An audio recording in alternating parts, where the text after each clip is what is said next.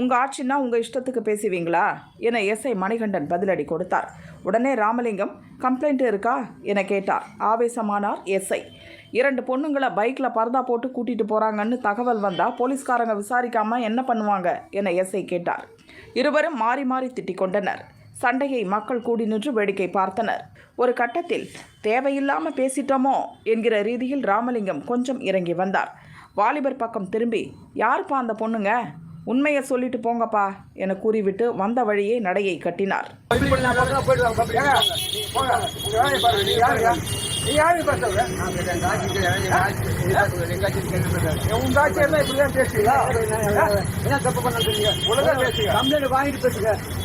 நீ யாரும் கம்ப்ளைண்ட் வாங்கிட்டு பேசுவீங்க? நீ யாருங்க?